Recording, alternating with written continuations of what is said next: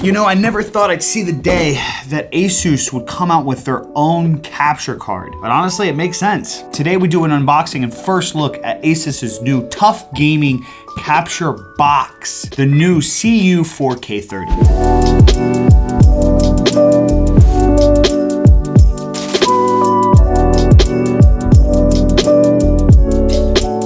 So it's been a minute since we've had an unboxing on this channel. I'm pretty pumped about this being the first one that we've done in a while. I mean, let's be honest, who doesn't love a good Asus unboxing? I've had the opportunity to check out a few products of theirs in the past, and I've just been a personal consumer of Asus as well. And one of the big things that always speaks out to me about Asus is the quality that they put not only in the product, but the presentation, just the branding, like everything to the core. But we'll see today if the new capture box can hold up to that. So this is a 4K HDR pass-through. It does support 240 FPS on full HD. It's got aluminum metal cooling case around it, plug and play, USB Type-C. We love Type-C. It's got headset commentary, console party chat, and ultra low latency. And that right there is a big one. Typically from these external capture cards, the latency tends to be the issue. From anyone that doesn't know the difference, this is an external capture card or a capture box as they're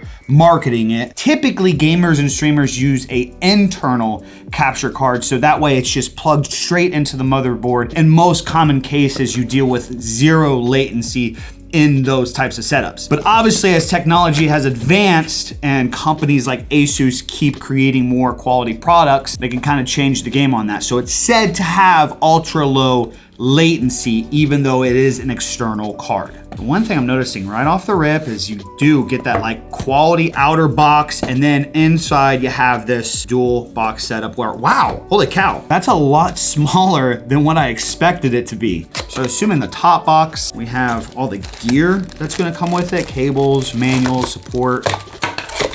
So yeah, you got your quick start guide, your warranty card, a nice little USB to USB-C adapter. Looks like HDMI cable with an auxiliary cable, and then the USB-C cable as well. All right, wow, dude, this is so much smaller than what I thought. Oh, the most satisfying part about new products, peeling back the plastics.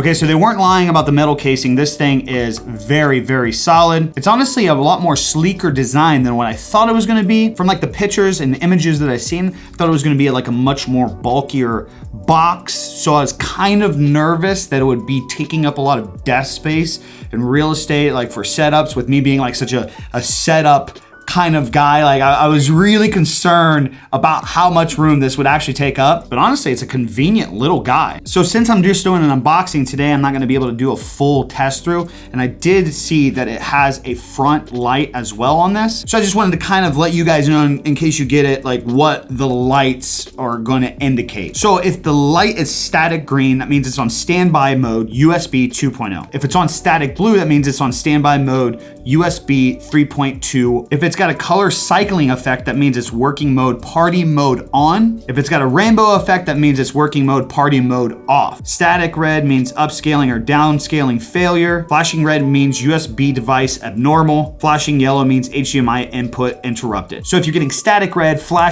or flashing yellow, basically it means it's not able to downscale or it's not working. So you're gonna probably wanna try different ports or different cables, unplug, replug, the typical technical stuff that you need to do. If it's doing a breathing orange, a static orange, or a flashing red, that means either the firmware is upgraded successfully, or upgrade has failed. Just seeing that it had a light, I knew that I wanted to kind of list off some of those things because I'm not gonna be able to do a full setup and review for today's video. Like I'm just unboxing this, I'm just taking a first look, seeing as to what it all has to offer. But I know indicator lighting is like something that's always just so confused. Like, what is this thing doing when I plug it in? Okay, so I wanted to real quick just test the setup, see how fast it is. So I went and grabbed my PlayStation 5, my handy dandy laptop, and I'm just gonna set this up and see how fast it takes to just like let everything do its thing. Because at the end of the day, I think that's what's important about capture devices moving forward. It's the convenience to be able to just plug and play. And I figured I would test out my laptop with this because I feel like a lot of creators that are starting off and are trying to invest into devices like this, maybe they don't have the options for like these big gaming rigs and streaming rigs that some of us creators have. So I just want to see how it works on a laptop. All right, so plug the USB-C in. All right, it is plugged in. Do I have to download anything at all? Take my HDMI cable, plug it into the back of the PlayStation. We have it powered on and it's starting to light up. Okay, so I turned on the PlayStation now. So it's gone from flashing yellow, which is HDMI input interrupt, which makes sense because without the PlayStation turned on, there's no HDMI signal. Okay, so I mean, it's blue as if it's standby mode right now. Let's see if it's already a video capture device. Asus TUF cap box. Holy cow. It's like, literally is that easy. Resolution, 4K. Okay. By the way, just a heads up, this is a 4K laptop that I'm testing this on. This is the Asus ZenBook Pro. I didn't have to download any software. I didn't have to download like a third party. I know with AverMedia and Elgato, for example, like you're forced to download like their software to manage everything. I literally just plugged this in with my personal USB-C to USB-C cable and an HDMI going into the PlayStation, and it's in my OBS ready to go. That RGB lighting though, Asus is actually probably #1 for RGB lighting. Let's keep it real. And just like that, voila, it's all set up, ready to go. I can start recording, streaming, you name it from my I mean, it doesn't have to be a PlayStation 5, doesn't have to be PlayStation, this could be an Xbox. Like, it was as simple as plugging the HDMI in and plugging the device into the computer. All right, and there you have it, the TUF Gaming Capture Box from Asus. I'm curious to know two things. What do you guys think about Asus getting into the capture card world? And what are you guys and gals' first thoughts on this particular device? If you guys found today's video helpful or enjoyable in any way, shape, or form, like, comment, subscribe, turn on those notifications. That's all I got for you guys today. I'm out. Peace. Deuces.